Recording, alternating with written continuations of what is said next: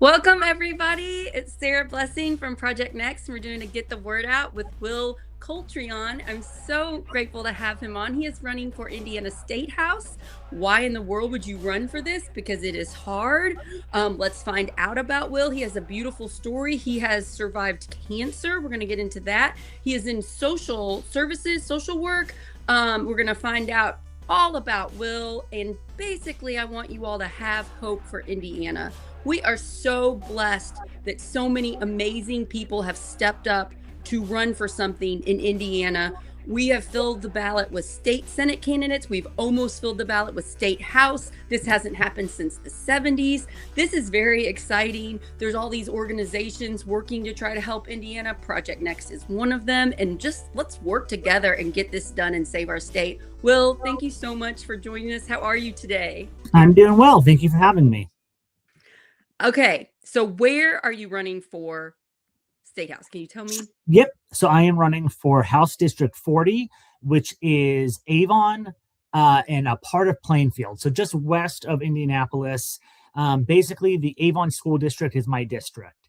That's good. I feel like Avon's got like really nice schools, public We've got schools.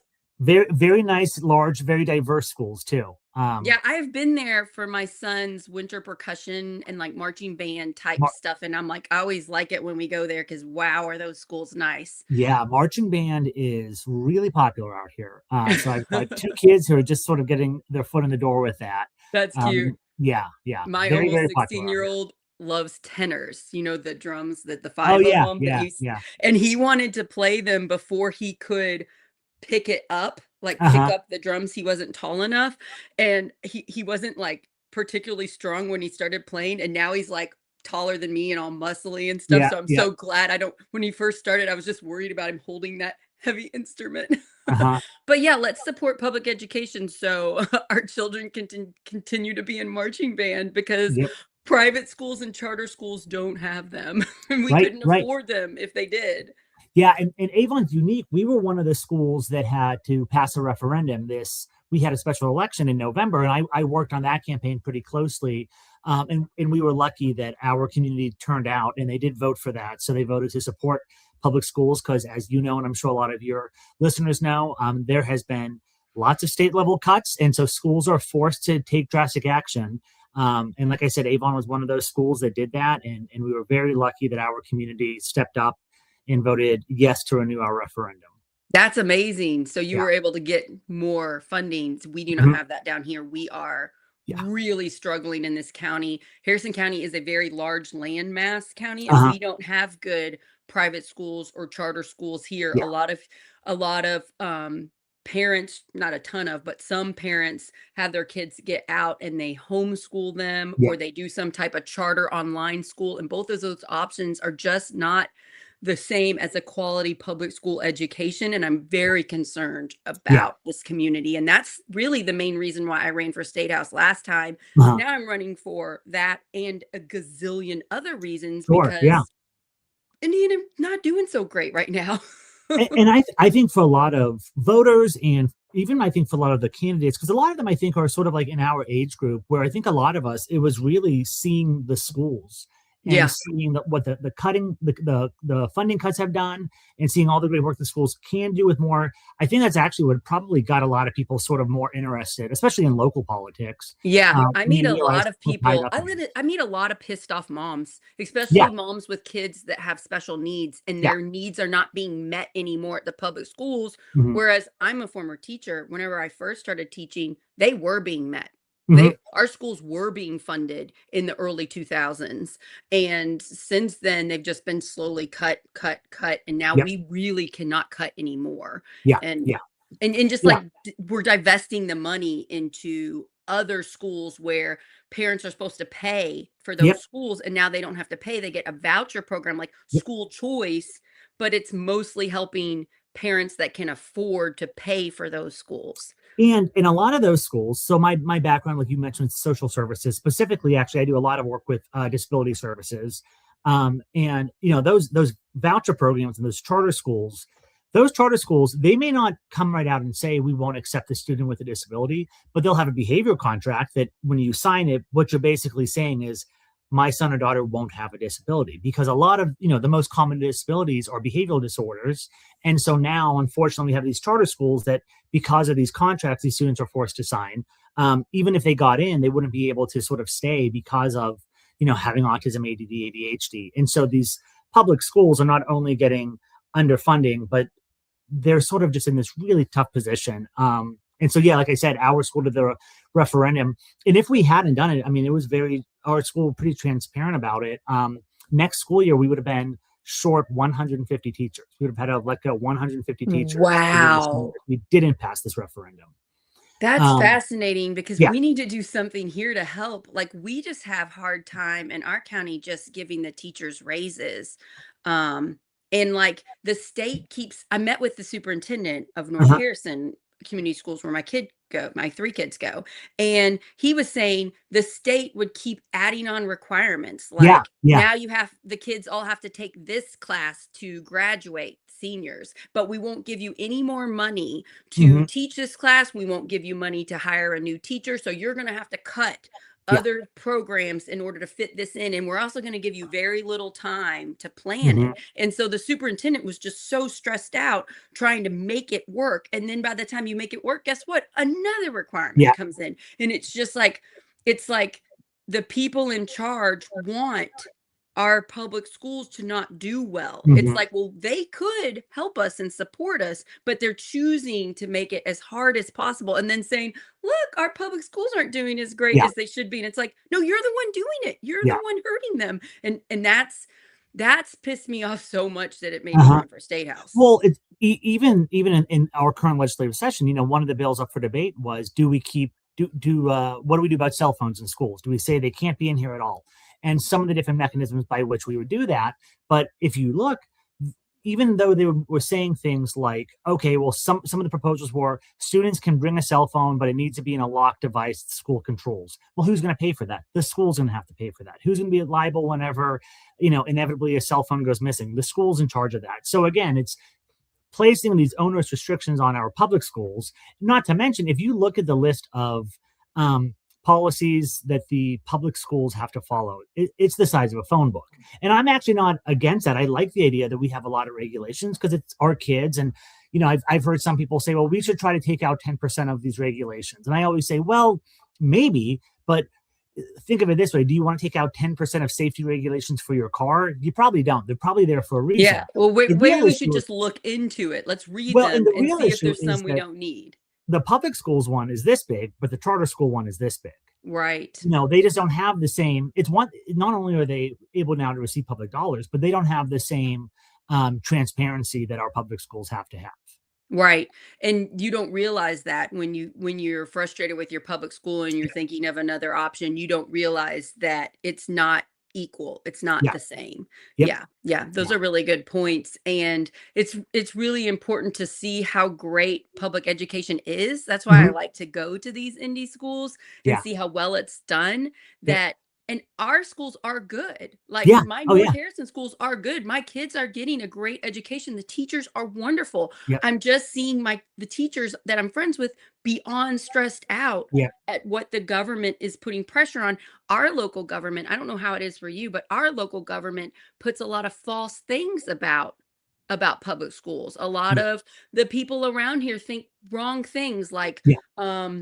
litter boxes in classrooms, or they think Yeah. teachers are teaching about trans people and how kids can be trans. And I'm like, no, they're not. Right. None of the teachers here are doing that. That's fake propaganda Yep.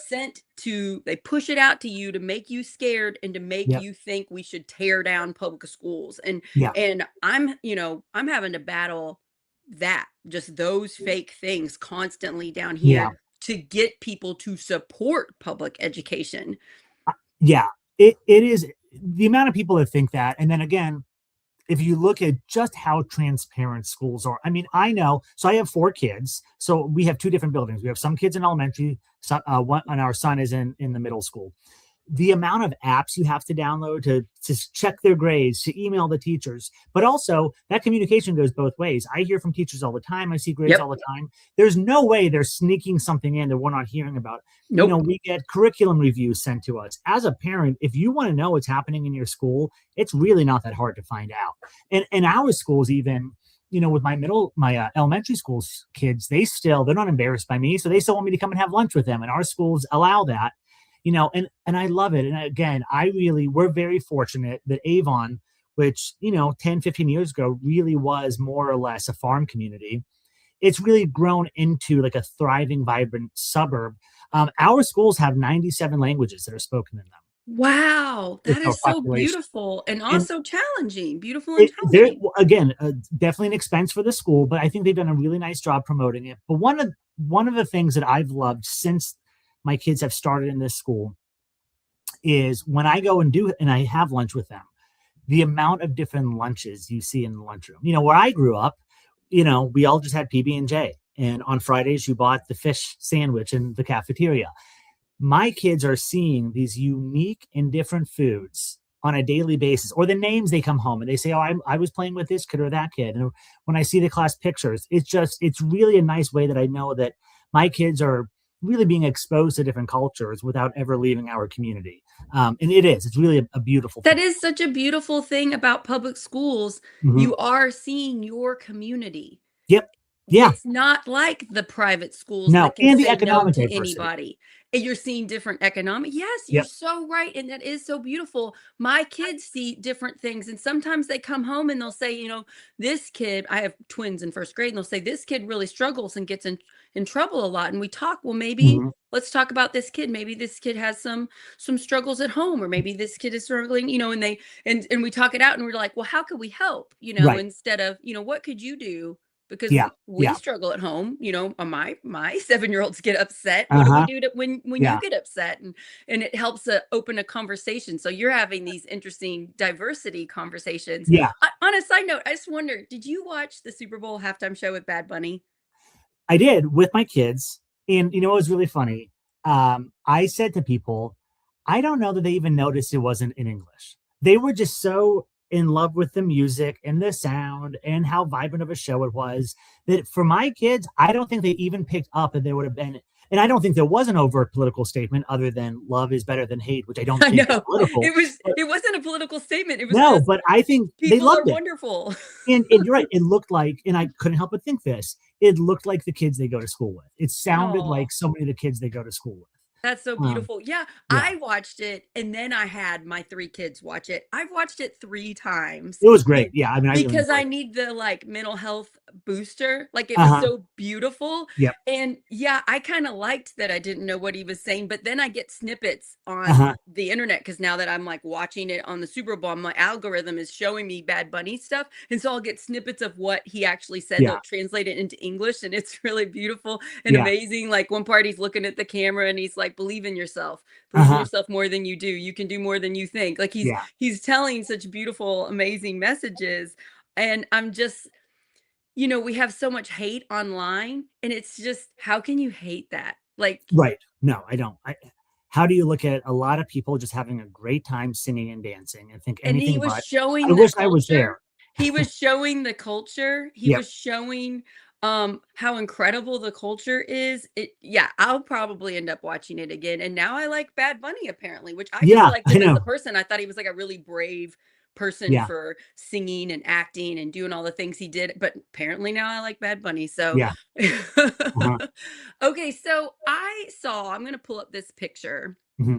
I saw this post on Valentine's Day. I don't know a ton about you, and I Yeah. really like you. So consider me a friend now, and you have my cell number, so you can text me for Sure. stuff. Of And course. Yeah. we're in the state house race together, and we got to be together. But I saw this and thought this was really beautiful. You had cancer. Yeah. When was this? And this is your now wife, So I've luckily I've been Katie. in remission.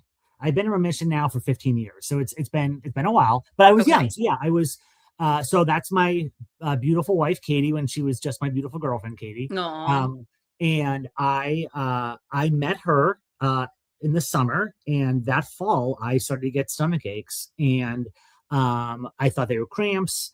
at that time I was going to the gym a lot more often. So I thought, oh, well, maybe I pulled a muscle. And my wife is a physician, and I mentioned some of my symptoms to her, and she said, "Oh, I think you should get that checked out." And I went and I got that checked out, and I do remember very clearly. My physician did a study, and she said, "I can't tell you what it is, but I wouldn't expect good news if I were you." Wow. So I knew something was wrong, and so it turned out that I had testicular cancer, and then it had unfortunately it was one of the more rare instances and a little more aggressive. But like I said, I went through treatment. I chose chemotherapy, And that's and why you lost your hair, the that's why I chemo? lost my hair. Yeah, luckily it came back. I'd say Um, you look very adorable with no hair. well, you know what? I have a younger brother with curly red hair, so I was really nervous. That's what I was going to come back with. Yeah, because your hair Um, changes. I've heard yeah, that. sometimes it does. Yeah. Sometimes it changes after chemo. Yeah. But in looking back, it was again very early in mine and my wife's relationship. I would say it definitely brought us sort of into the real world a lot sooner than we would have. I think it strengthened us, and I think it really was an eye-opening experience for me because, like I said, I was young. I was just out of school a couple of years. I was in social work, and because of my financial situation, I wasn't able to stop working. I had to continue working all So that throughout. you could have health insurance to I could pay have for health your insurance, treatment. and bills start coming in as you're still going through treatment. Um, and treatment's long. You start with surgery, and then you have chemo, and then there's follow along. Um, and I had no choice but to work. But what I found was because I do social work, I found that when I help other people, I think it helps me. And I actually think that's true of the government. A government that helps other people is a stronger government. And so I think it's really sort of influenced a lot of what I've done. I also, when you're sick, um, you really do see the best in people, though, because the amount of people that want to support you, want to help you. I always tell this story. So my day before my first chemo, I was supposed to come in with a buzz cut because I had longer hair, and they said it's gonna fall out pretty quickly. And so I went to my normal barber shop to get my hair cut, and it was closed. I'd waited too long. So I walked down the street to this other one, and I opened the door, and there was just a guy sweeping the floor. And he said, "Oh, I'm sorry, we're closed." And I went, oh, okay. And I don't know what it was, if it was just something how I said it, but he goes, "You know what? What do you need?" And I said, "I just need a quick buzz cut." And so he sat me down, and he asked why I was in the buzz cut. I don't know why. I just said because I start chemo tomorrow. It just kind of I wasn't really talking about it. I was nervous. It just kind of fell out of me. And he said to me, "You won't look good with a buzz cut. Let me make it shorter on the sides and really short on the top. We'll give you more of a style."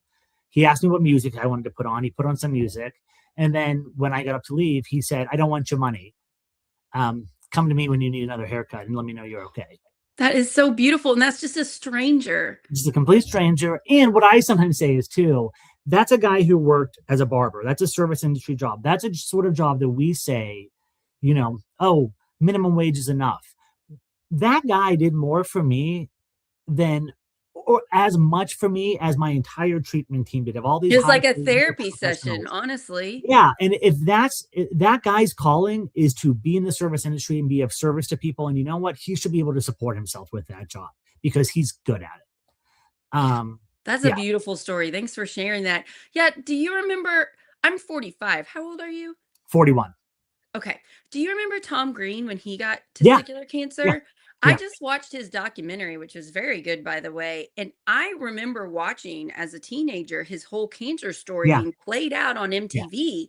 yeah, And he would say, like, I'm going to die. I'm going to buy a suit for my funeral. And he would go to the suit store and he'd say, yeah, I need a suit for my funeral. And everybody just thought it was a joke. yeah, But you watch his documentary. Have you seen it? yeah, yeah. And he's It's like, "No, I really thought I was gonna die." And he did so much to help yeah, men to conquer and not be embarrassed by this right. cancer where you Yeah, can die from it. yeah, And I thought that was like, I really like Tom Green. I think he's a really brave, interesting yeah, yeah, person. yeah. And I'm grateful he did that documentary because I had no idea watching it as a kid. I just thought, Yep. most people survive it. You're going to be okay. I didn't. And yeah, just to hear him say that, did It, it help you learning about Tom Green? Like, had done it it before, so it's gone through? funny. I was told, and again, my wife being the physician, she had like the best of both worlds because she could tell me, hey, statistically speaking, this is a very treatable cancer. You're going to be okay. but also because she's a physician, she knew, well, a million other things could occur that could make this worse. And I remember at one point being told something like they said something like, well, it has like a 90% successful rate that you'll go into remission. But I do remember thinking, and I'm usually a glass half full guy, but I still thought, well, that means I have a 10% higher chance of dying today than I did yesterday because I didn't know that I had this. And thinking, and I thought, I don't think I'd cross a street if someone told me crossing that street is there's a 10% chance you'll get hit by a car and die. I would take another street. And so even though, like, yeah, it's a treatable one, it's still, you have those moments. And And it's one thing when it's somebody else, yeah, but when it's yourself and your mortality, it's hard yeah, to just act like it's fine and you're mentally just fine. I yeah, mean, I'm yeah, really glad that you were with your wife. Here's a picture of you two together now. I completely understand you guys getting stronger and bonding with it. yeah. Last year, Will, I had a cancer scare. I Oh, had I'm sorry. thyroid. Like I would have had thyroid cancer, and it was right before the election, the 2024 election, when I was full on campaigning, Uh-huh. and I found out about it. My regular doctor just kept feeling right here, and I was like, "Why are you feeling there so long?" He's like, "This is a little big. Let's get this checked out." And he's like, 95% chance it's nothing. Nope. It kept coming and then I'd get a biopsy. Big chance it's nothing. Nope. It kept coming Mhm. back bad. So I got half my thyroid removed last December, Oh, yeah. and it was going to be cancer. You can't know for sure with a thyroid until you actually cut it out and get it tested. Yeah. So it was going to. So we stopped the cancer, and now I'm on medicine that I take every morning to regulate my thyroid. Uh-huh. And my husband my husband stepped up, and when he first heard about it, he stayed up all night and Sure. researched it. Yeah. And then I woke up the next morning, and he told me like a 5-minute condensed version of what he learned. And then he went with me to my doctor, Yeah. and my doctor repeated everything my husband told me. Uh-huh. And and then he wrote a song, like a really beautiful song, Aw. because he's a band, about the experience. And it definitely made our relationship Yeah. Yeah. stronger. And even though thyroid cancer, if you had to had to pick a cancer, it's a really good one to get. It still really You affected me. still rather not get it. And yeah, Yeah. Yeah. yeah. So No, I'm I just mean, if the tables were turned and it was my wife that's sick, I don't even know how I'd function. I mean, I would prefer she's it to be me. I would yeah, prefer it to be me. she's Yeah, much my husband stronger is than me so for sure. important. Yeah, I get that. I'm Yeah. very grateful to your wife and that you're okay, but also probably helped you to be braver now. Mhm. Like, you saw, like, you were in need, you were sick. Chemo makes you sick, right? It makes you Yeah. weak. You're still working. You Mhm. really needed the community. You needed a great barber to step up and just Yep. be there for you. Yeah. And so you kind of saw the importance of community, the importance of government Mhm. helping people when you're struggling the Yeah. most, and Yep. how that makes the community better, Yeah. right? Yeah, 100%. Yeah. Yeah, and again, I had already chosen social work as a field, but that really solidified it, and actually really solidified because the sort of type of social work I was in, it's called supported employment, where we help people with disabilities find and keep jobs because employment is important. It's a very important facet of life and people with disabilities, they are the largest group that faces underemployment and unemployment. And having an illness and trying to work, because again, I was able to work, but I also knew there were times that, gosh, if I was interviewing right now, I don't know, somebody would hire me because I'm bald, I'm 20 pounds underweight, I'm gray and sickly looking, but I know what I can do. And so, yeah, it really solidified my career choice. And I I've didn't done realize that. that. So you going through your cancer journey helped you pick social work. Yeah. You help people with disabilities get jobs. Yeah. So I've done that I've done all sort of boots on the ground social work, case management. So I've worked in jails and I've helped folks who are on their way out sort of get set up for reentry. I've worked in veterans homes. In social work, you kind of get to do a lot. And then I just kind of stumbled into this field of helping people find jobs. And I eventually worked my way up to my position now. I actually work in family social services and I oversee a lot of the programs that do just that. So vocational rehabilitation is the state office that does that, and that's where I work. And we oversee a lot of the programs for high school students learning job skills. Yeah, we're under Department of Education, but we are our sort of own little entity. And yeah, I mean, and I think most people, when they think about it and they go in their community, they probably recognize that they're seeing people with disabilities working in their community. I don't know if they know there's sort of an industry behind that that The helps support system to that helps help do them that. get that Yeah. job. Uh-huh. Yeah, I don't think most people do know that.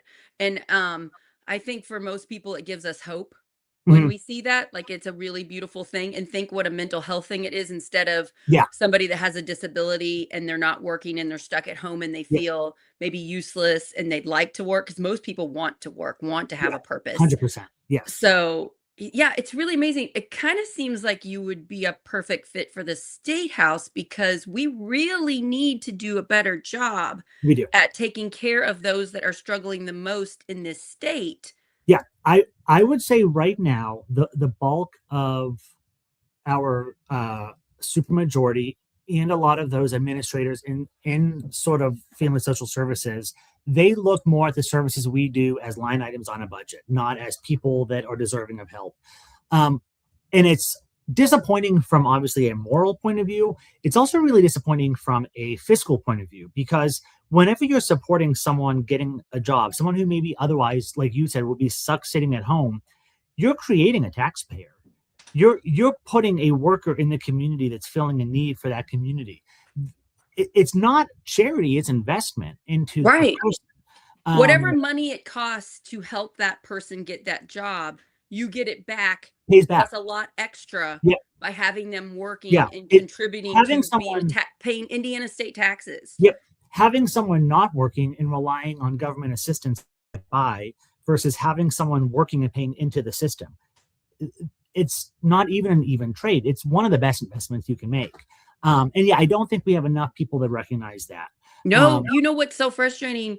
The way our government is ran now, nationally and statewide, is so short term. It's so like we need to see something right now. yep, And that's not how government works. Government is slow. And when yep, you put like things in to help a community, it takes a few years to see the yeah, rewards, but it's definitely worth it. It's like, it's why you support public education, yep, because then you get these well-educated children turning yeah, into adults living in Indiana, working in the workplace and giving taxes, yeah. paying their taxes. So it frustrates me, and it's our fast 24-hour news, internet culture Hmm. problem, fear bait, rage bait things that we do to get attention. That's definitely a giant part of the problem. And if we can all kind of step back and say, I'm getting out of that cycle Yeah. of the rage fear thing, and I'm going to invest in people like you will, and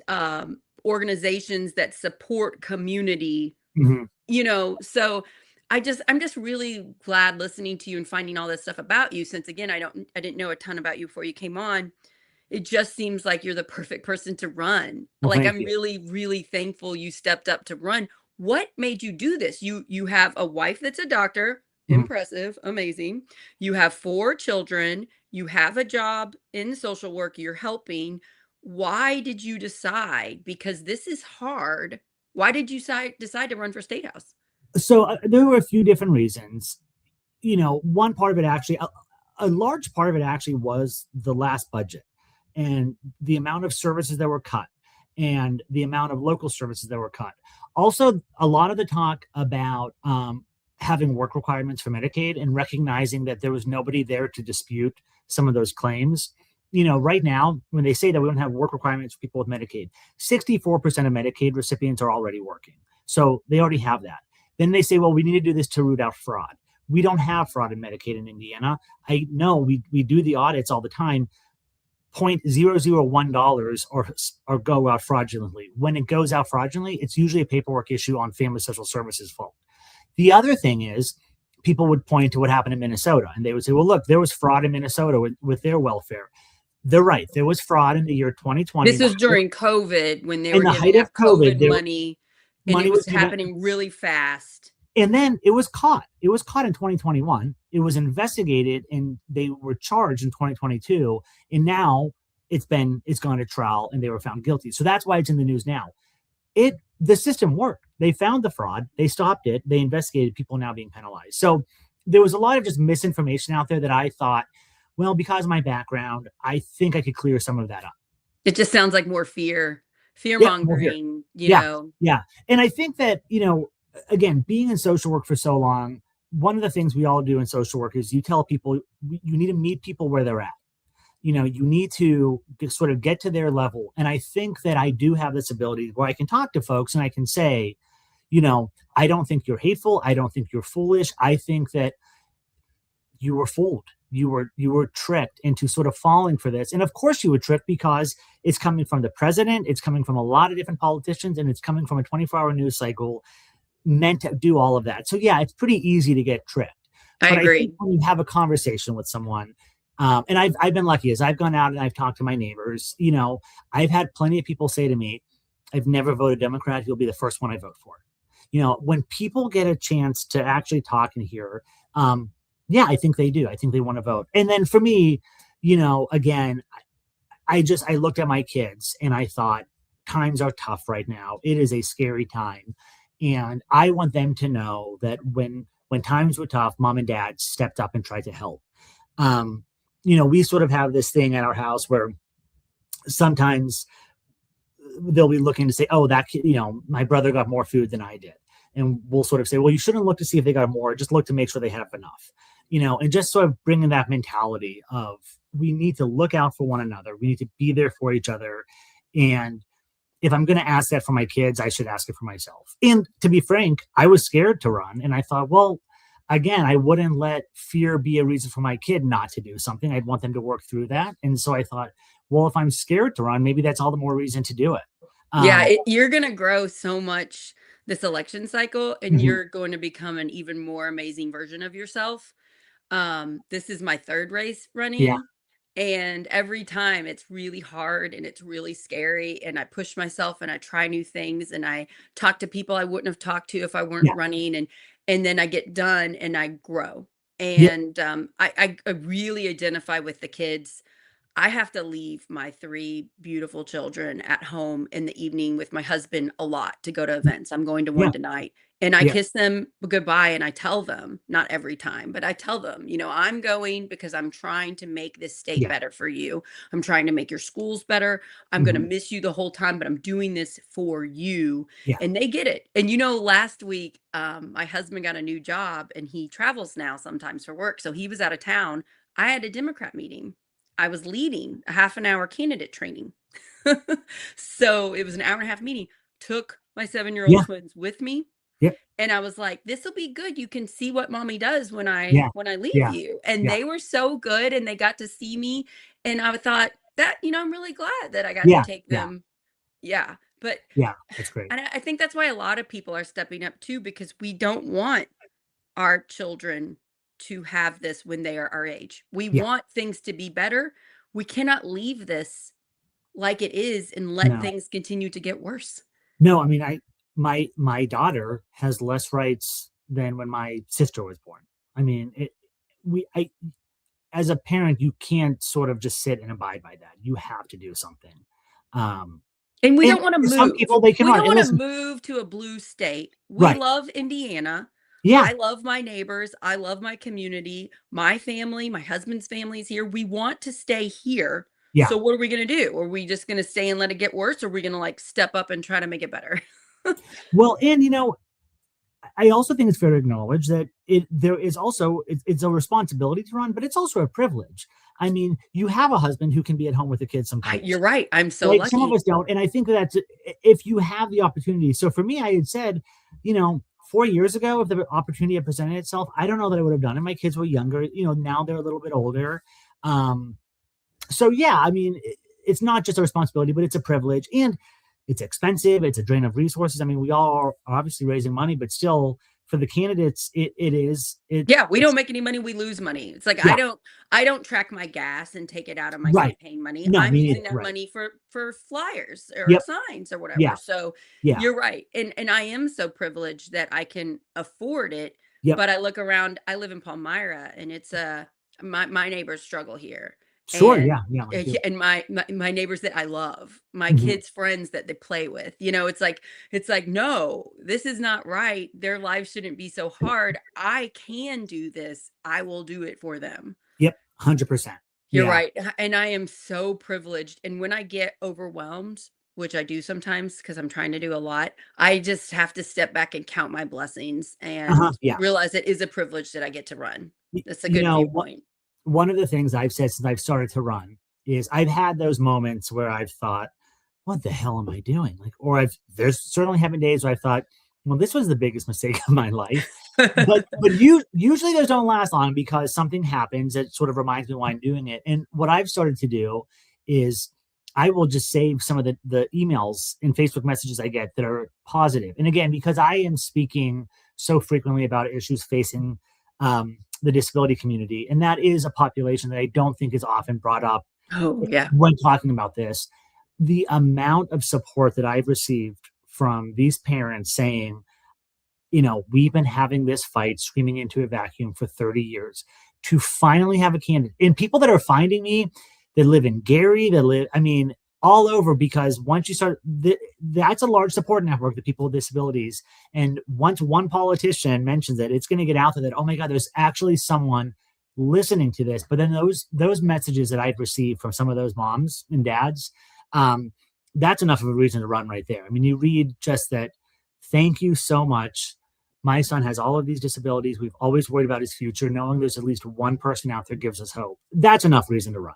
I mean, That's I really don't know. beautiful. Yeah, so the disability community across the country can Mhm, be watching Project Next, watching this episode right now. How can we help you? I know how hard it is to raise money for a state house race. $10 makes a sign, like mhm, $15 makes a shirt. $10 makes so many copies of your flyers to hand out to people in a mhm. parade. How could people help you with this campaign? Where can we go? So I have a website and it's my name, willcolteryahn.com. And once you go on there, you get access to, you can link to my Facebook page, my Instagram, my Act Blue account. It's all right there. So it's just willcolteryahn.com. Um, And your last name is Colteryahn. So yes, it is an interesting last name you it got there, isn't Will. interesting, not easy for politics. I feel Um, lucky mine's Sarah Blessing. uh-huh, When um, I met my husband, I was like, "Oh, I like your last name." uh-huh.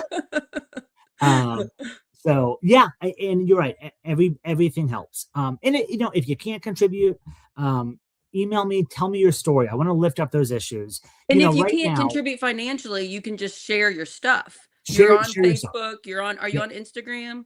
yep, yep, yep. And you're on TikTok? I'm gonna be. I You have okay. been convinced to get Yes, on when you get TikTok. on TikTok, text me your handle and I'll tag you of my Okay. stuff. Yes, so Facebook and Instagram, share his message. Yeah. Like, Just share, do all letting that. other people know, especially if you are in Indiana, especially if you're in District 40 or in the Mhm. Indianapolis area. Yeah, sharing your stuff. It's so hard to fight for people's attention. It is. Yeah. Yeah. And it's funny because I my intention was never to be like a politician. I don't have this grand plan of, oh, well, first I I'll know. get in the state house, right? It's like I want to And do then I'll do this. this. Yeah, yeah, yeah. And it was really when I started just talking more about my job, my profession, that people started, I think, to pay a little bit more attention. And also it is a community that is being targeted more than I think they have in the past. When we talk about removing DEI initiatives, inclusion, that's real. I mean, working for the state of Indiana since Governor Braun, we've had to remove the words DEI from all of our language. When you're talking about supporting students with special needs, or you're talking about employment with people with disabilities, the word inclusion is just the word you use, and it's been used for decades. The fact that we have to remove that Do you have to from, say now including? I mean, you have to like I just said I'm not going to do it and said fire me. I mean, I don't know. It's that what is we do. We do inclusive ridiculous. practices for people with disabilities. It's just what we say. Um, you know, there's not a thesaurus big enough for me to figure out And a I'm new just gonna word. tell you, most humans, most Hoosiers do not care if that word is being used. No, It's fear-mongering, it's a it's hundred the percent worst of appealing the to a base. worst that are believing this stuff. Most people, when you go out and talk to them, they wanna help special needs They want kids. to help everyone, and they Right. definitely want to help people with disabilities. And yeah, so they're up against a lot right now. Also, That Todd would be very Rokita, frustrating if I were you in that work. Like, it I would is. just be like, I who is making these laws? Who is It's doing insane. this? And then the other thing is Todd Rokita, our current Attorney General, he is suing to overturn Section 504 of the Rehabilitation Act. What Section 504 was, it was one of the first civil rights acts for people with disabilities. In short, it says if you receive government funds, you have to be inclusive for people with disabilities. So what that law did was it said people with disabilities can work in the community, people with disabilities can go to public schools and be in classrooms, people with disabilities cannot be institutionalized. Todd Rokita in Indiana joined a lawsuit with 15 other states last year to overturn it. The reason they said they wanted to overturn it was because body dysmorphia and other trans related issues were now included under the list of protected disabilities. Okay, that was annoying enough. Uh, Health and Human Services under Kennedy struck that language out. That's gone. Rokita's lawsuit, he has since restarted the lawsuit with 9 other states, including Texas, and they're still suing to overturn it. And I've reached out to his office multiple times, and you still get the form response of we are only opposed to the language related to body dysmorphia. When you follow back up and say that's gone, and in your new lawsuit you specifically say it's the inclusive practices that are unconstitutional. So not only are you after this, you're not even being honest to your constituents as to why you're opposing So the this. trans issues out, It's and they're gone. still trying It's to take it there's down. Now they're just saying, and what he will say in his response to me every time is, I'm in full support of the ADA. That's the Americans with Disabilities Act. So 504 is 1978, federal protections. ADA was all public places.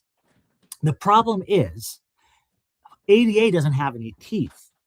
It's Section 504 that allows for things to be investigated. It allows for federal dollars to be withheld, thus forcing people like every public school, every hospital to follow these practices. When you overturn 504, that's whenever we can see the return of state institutions, especially in light of the cuts to Medicaid waiver, which are the thing that basically allows people with disabilities, including very significant disabilities, to live in their community by getting treated in their home. With that wait list and the overturning of 504, we very likely could see the return of state-run institutions. And if anyone wants to be horrified, look up the videos of what those institutions looked like until they were taken down. And this was well into the 80s. Children were forced to sleep in cribs that looked more like a cage. People that had cerebral palsy, so they had actually no sort of a developmental disability, but their speech was affected. They were shoved in rooms and never taught to talk or read. It's horrifying to think this could happen. And there are legislators already saying, well, maybe we should at least open up mental institutions again because our jails are too crowded. That's not the answer, and we know that. And again, No, it's investing in we know it's going to communities, happen. Yeah, supporting them, getting them jobs so that they can pay taxes and have purpose and be happy. When we help those that struggle and they have a better life, everybody it's has a better for better everyone. life. Yeah, Yeah. and so That's really disgusting that that is happening right now. I did not know about it, so I'm so glad yeah, you came on the show and yeah, explained it to me. I would love for you to help follow up what happens sure, with yeah, this yeah. lawsuit. And I'm just, do you know who's spending money on this lawsuit? Is this Todd Rokita's own money? Is this Indiana Oh, I mean, taxpayers? he's doing it as the AG, so it's taxpayer So dollars. Yeah, Indiana taxpaying dollars are paying for this right now yeah, instead of investing in making things better in yeah, our state. yep, Yeah, that's really gross. That's yep, really terrible. yeah. And is he telling people about it? No, he's being No, misleading about it. he's being misleading about it. And it was especially galling because just this past week, the Arc of Indiana, which is one of the largest disability advocacy organizations in the country, their Indiana chapter has one of their biggest events every year is they go to the state house and they have a Valentine's party with legislators. And the amount of legislators that were proud to take pictures and use these people as props while voting against their best interests on a daily basis. And the most disgusting of all was seeing Todd Rokita with his arms around these people. The Mm-mm. very same day, his office responded to me saying, we understand the information we've given you isn't true. We hope he'll follow up with you soon. I haven't heard back from him. That is gross. And that is That is typical. I Yeah, mean, I'm not shocked. It's gross and it makes me upset, but I'm not shocked because I'm seeing it on the national level yeah, too. Like and Erin Houchin, the congresswoman in District yes, yeah, 9, she'll do that. She'll smile and take pictures with people and then vote to take away their vote rural against them. hospital Right. or whatever, you know? Yep. Yeah, Yeah. and with Todd Rokita, he does have a son with a significant disability, and he will say that in every single response, that as a parent, and he's right, he is a parent, but what he's leaving out is disability and poverty oftentimes intersect. The majority of people with significant disabilities are also in poverty. He's not. He's Right. wealthy, he's He's well wealthy connected, enough to pay for the services that his get kid whatever needs. his son will get every resource he needs, I'm sure of it. Many other Hoosiers won't. Right. And And that's not fair and that's not no, right. And our government should be doing better. We just have to elect better people. yeah. Yeah. Yeah. If we can stop the supermajority. So you're running for state house. There's Mhm. 100 house seats. They're open every 2 years. Yeah. We have almost every Democrat on everyone. We could get there because we still have time to caucus people in for November. Let's say we flip at least four Mhm. at least four Republican state house seats turn to Democrat. Let's say we get you elected, which I think Mhm. is very possible, especially in the district that you're in. Mhm. What can that do to help Indiana? So I think one of the first, so for one thing, breaking the supermajority is feasible. I think it's likely to happen. I do too. Doesn't mean we need to rest on our laurels. Right. We all need to get out there. We need to support candidates. And I think you're right. If you're a person who wants to support a candidate who's not in your district, be strategic about it. Look around, reach out and ask. There are some districts that are a little more of a toss up. Some that you think, maybe not this one, but the name is out there. Some, there are different Yeah, like levels. say you're in Indy. Your Indy Democrats are gonna win. Pick Yeah, pick Will. Will's a little bit right. outside Indy. You have a Yeah, chance of winning. yeah, Invest in Will, for example, right. because you have a chance of winning. Yeah, Tiffany Stoner. That's yeah. someone I'm looking forward to having on in a few weeks. Tiffany She's great. Stoner barely lost. Yeah, It kind of seems like she lost because some clerk's office in the yep, in the counties didn't yeah, do a great job of counting the votes accurately. So she has a high chance of winning. That'd be a good one to invest in. So yep, you're saying pick candidates that have a yeah. good chance of Yeah. winning. Yeah. And Tiffany actually, and I don't, she's too nice to brag about herself, so she may not say this. She's the big reason, she's why I'm running. Are you serious? I That's spoke so with her at an amazing. event and she did something I don't think most politicians do. She Facebook messaged me with her phone number and said, "Can you call me?" And I called her and she said, "You should run for office." She was And so right because you are a fantastic candidate. I'm not the only candidate she's done that for. She's done that for Go, several of us. Tiffany. And, Well, and yes, she when wants to I save the state. Like, look at the she's goal. looking at things so much, and that's she's such a great example of what a Democrat should be. She's looking at things bigger than her. Because not only did she say you should run, she then called me every week to say, "What are you thinking? Can I give you any tips?" And hasn't stopped. There's a group of us that we have a sort of a text exchange with this group of us, and because she was so close and she's sort of so invested, she does get access to some information. She shares with the other candidates. Yeah, so she's a great candidate Go, Tiffany. person. She Yeah, seems amazing. I've never met her. I've just spoken with her today for the first time, and she seems incredible. To yeah, hear that just warms my heart because yeah, it's hard. It's hard to yeah. run for state house. There's not as much support from the Indiana Democrats as you would Mm-mm. think. No, But we were both talking before we started the show. We aren't told what to do, which is nice. We're not controlled in any right, way. right, Whereas yeah, we see the other side, the yep, Indiana Republicans, they're like, you have these talking points, is this yep, is what you say, and so you're very controlled and you can't be yourself. hmm, We get to be ourselves, but we also don't have a ton of support. So you kind of have to go out there and find the support. So yeah, so Tiffany's out there being support. yeah, yeah. It's been And great. Yeah. Indiana Rural Summit has done a good job. Yes, They're they have. more where my area. You're not is rural. I would assume you're No, but not I'm quite part of as the rural. rural summit. Are you? That's Yep, good. yeah, I've Yeah. seen those So calls, and yeah, yeah, yeah, they're yeah. great. So the Indiana Rural Summit does a really good job of being support, and I'm really proud of them and And you're right. thankful for They're Michelle they're Hicks. supportive without being controlling. Right. They don't tell you what to do, Yeah, but if you need help, they help you and they give you guidance and they give you trainings if you want them. You don't yeah, have to go to them. yeah, Yeah, that's yeah. nice. It's It a is. It's lot really good. more since you didn't run last time. I'm just letting you know the support is a lot stronger than last That's what time. I've heard. Yeah. And it was already building when I ran. Like I was Mhm. getting it, but it's just like built a lot more. So I just want people to have hope for Indiana And because I think there's reason to be hopeful. I really do. I think that I do. I think we're going to flip a lot of seats. And I think that if nothing else, if we break the supermajority, which I think we will, and listen, I don't think that, who knows, but I don't think Indiana is going to become a bastion of blue Democrats in November. But I think we will flip enough seats where, if nothing else, the Braun administration will have real opposition.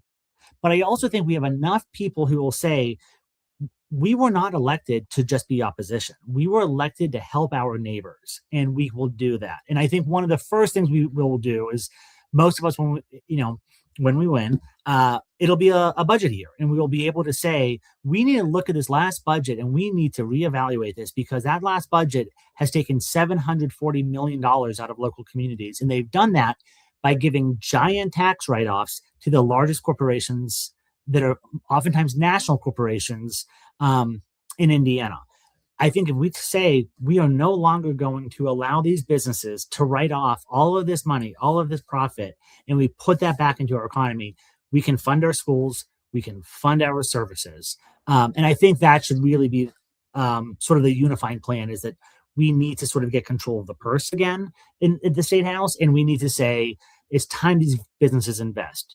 Where I live in Avon, it is a growing community. We have new developments going up all the time. We have those TIF districts because people want to build and they what's want a to TIF district? What's that mean? tax incremental funding. So basically, instead of the tax dollars from like a business going into the community, it goes into a fund that developers then use to sort of attract new other developers. So it doesn't go into the school. That's why Huh. like our school needed the referendum. So Oh. when you get rid of those sort of things or make it more difficult, and just sort of say that if you're a business, you should be investing in your community. If you're getting my neighbors as both your customers and your workforce, that's incentive enough to come to my district. We don't need to also then tell you you can write off 20% of your earnings. We don't also need to say, well, we will value your property as though it's still empty farmland instead of a giant Amazon distribution center. They have enough money. They can Yeah. invest in the community. Yeah. One of the things I keep telling Amazon's people, doing fine. they're Hoosiers, doing just fine. not They no. can afford it. Yeah. Um, and they'll want to come out here because, again, there are hardworking people. There are kind, welcoming people in these areas that will welcome you. They will be loyal customers. That's enough. Yeah. Yeah. Yeah. Yeah. That's such a good message. And it really resonates with everybody because we're all Mm. feeling the hurt. Like I just want to talk about the super majority and why it hurts so bad. Mike Braun has said some things that make sense, that sound good. Like Yeah. he has shown concern about our data center Yeah. problem. However, I was hopeful. I was like, oh, Mike Braun is showing that we need to do something about data centers. The Democrats pumped out a whole bunch of legislation to try to help regulate data centers because they're popping up everywhere in Yep. our state. They're hurting our water, our air pollution. Yep. They're not bringing jobs, they're not bringing money, and they're raising our energy bills. And he was concerned. Well, we got all these bills that they pushed out a few weeks ago, and Republican supermajority shut every single one of them down. Yep. So Yeah. even though our Republican governor supported doing something, because we have so many Yeah. Republicans in the state house and the state senate, not one thing is going to be passed to help us with our data center problem. Yeah. And that shows why you running is so important, Mhm. because if we can flip and stop the supermajority, we could actually like It, try to push some things yeah. that Yeah. would Well, actually help us. and the guy that I'm running against, when I look at his vote record and then I compare it to his campaign contributions, I don't believe people give money unless they think you're going to do something for them or you've done something for them. And so when you look and you see, this same guy who seems very pro-develop, oh, the National Association of Realtors, a very pro-development PAC, donates to him. Oh, Duke Energy donates to him. When you look at that, and Mine then you look too. at the voting My record, opponent too. yeah, He's it's retiring this hard year, but not yeah. to think there's a connection. When I don't know about you, but I know most of us Democrats, I'm making it very clear, I'm not going to accept any money from an industry-backed PAC. Yeah, Um, me either. Yeah.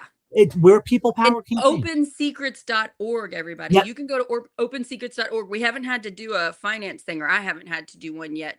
But once we file our papers, you all can see who's Yeah. contributing. You can look at all the past elections and see. You can look at my past election and Yep. see all the people that Yeah. donated to my campaign and all that donated to Karen Engelman. And you will see the realtors won, the Yep. Duke won. They're all And doing it to the same people to get and them to, yeah.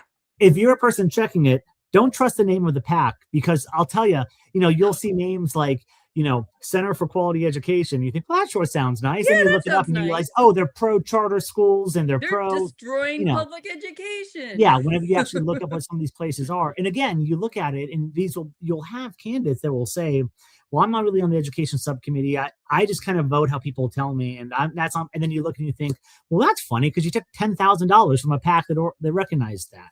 Um, Yeah.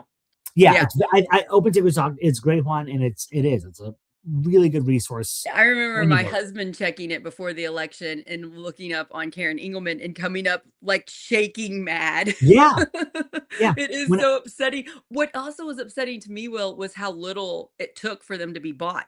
It's like I know, $1,000. I know, it's Thousand not a huge dollars and they're amount of money. destroying us. They're hurting all the schools in the state for $1,000. I'm like, what? You Yeah, know? yeah, I know, I know, I know. And then you'll even see sometimes, like I had, like there was a few weeks ago, there was that bill to basically, it was in short, it was to allow the development of data centers on farmland that were deemed whatever the soil was not appropriate. And my opponent voted yes on that. He voted yes on that the same time, the same day that people in my district were at a town council meeting screaming about the possibility of there being a new data center. So we know how people felt. And then that bill, because of some public pressure, every now and then that will happen, right? There'll be public pressure and they'll sort of concede and they'll go back to the drawing board. A lot of times those things come back with a different name. They sneak into a different bill. But also, do you all really want to have to watch your legislators like a hawk to make sure they're going to vote in your best interest? Wouldn't it And be we nice have to. to We have to watch trust them like a them? hot, and we can maybe stop the worst of the worst, Maybe but they're stop it. still passing tons of Yeah. terrible stuff. Yeah. Yeah. It is Yeah. upsetting. If we could just get better people like Hmm. Will, like Tiffany, Yep. I'm running, tons Yep. of good people running, we can make it so we don't have to think that they have our worst interests at Yeah. heart. I mean, to borrow a phrase, we can make politics boring again, where Yeah, you let's don't make have to politics follow boring. it Wouldn't that be 24/7. great? I mean, I'm so thankful that Tiffany got you to run. You're fantastic. Thank I you. would Yeah. love to do more stuff with you on Sure. Project Yeah. Next. Love So to. just make sure to message me, especially if you're like at a cool event and you'd like to Okay. explain it and show it. I would love to use Project Next anyway to try to save Indiana. Thank If you. you haven't heard of Hoosier Action, have you heard of them? Yeah. Yeah, Hoosier Yeah. Action's great. Um, I I think they might like have some stuff on special education. They would be worth connecting with them, but they're more down here in my area. I'm really Okay. thankful It we sounds have great. them. Yeah. I'm gonna try to do more stuff with Hoosier Action coming up Yeah. because I Listen, we're all in really this like together. them. Like, I don't think it We're matters what district people are in. We've Get got the Mad information out there. That's Voters. important. We've got Do Something Southern Indiana down here. We've got tons of indivisible groups. We have your Yeah. Democratic parties. We have Indiana Rural Summit. We have so much support Hmm. to help get better people elected. Yeah. We just have to vote in the primary May 5th. I Yep. don't know if you know this, but I have two people running against me in the primary. So I got to Oh, win my okay. primary. Yeah. Um, and then we have the election. Is it November 3rd? I think it's Hmm. November 3rd. Yeah. Yeah. So, and it's not a presidential year. So that's like good for us, I would think. I think people that really care are going to come out and Yeah. vote. We have a huge chance of stopping this supermajority. I think so Yeah. too. Yeah. Well, you're a lovely person. Thank you. Yeah. You Big too. big hugs to your wife Of and to course. your Yeah. Always. children. Thank you for running and just stay in touch and let me know if I can help with anything, if we can use Project Sure. Next. Please share this episode, everybody. Send it to someone who would like to know more about Will or how to help Indiana. This is also a podcast on Apple and Spotify. And then our Substack has been really growing lately. Our Substack, you can go to our website, Project Next Indiana, and you can type in your email and you'll get all of our shows emailed to you with a little summary of what they're about. And that's an easy way if you don't want to rely on the algorithm to see our shows. And we're also a YouTube channel. We could use as many subscribers as possible. We're trying to get 1,000. I think we have 935. Oh, so So close. we are getting to that 1,000. So if anybody can help subscribe to the YouTube channel, thank you so much. We are growing. We're at a few million views now. So we're That's getting awesome. there. But we could also use your help because we're an independent media source trying to save the state and unite the country. No big deal, nothing hard, you know. We didn't tackle anything hard. And then there'll be no more shows coming this week. I know last week I only had one show, but got more this week. And just thank you so much, Will. And I hope everybody has a wonderful day. Is there anything you want to say before we close? No, thank you very much. I really appreciate it, Sarah. Yeah, I'm really just so glad you're running. You seem so extremely well qualified, so much more qualified than a lot of people in that job right now.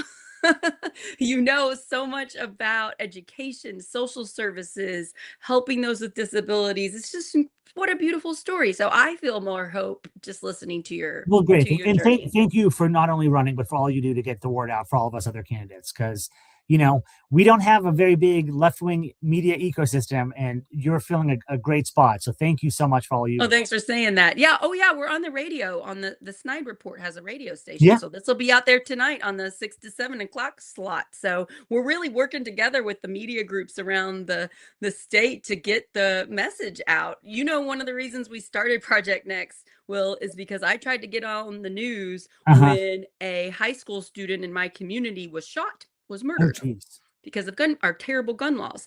And I went to a news person and I got on the news. I said it. And then I got Tim Peck on the news. And then I waited. Editor cut us. We didn't get Oh, on. We're too man. controversial because we're running for office. And I was like, if they're not going to put me on the news, I'll freaking make my own news. There you I'm go. like, Perfect. so look at me now. Look what they've done. They created a monster. Look what they've done. That's right. Get Yeah. the truth out there. Yeah. Well, thank But you yeah. so much. I really appreciate it. Yeah, thank you. Have a wonderful day. Bye, everybody. Thanks for Take all you care. do. Talk to you all later. Bye.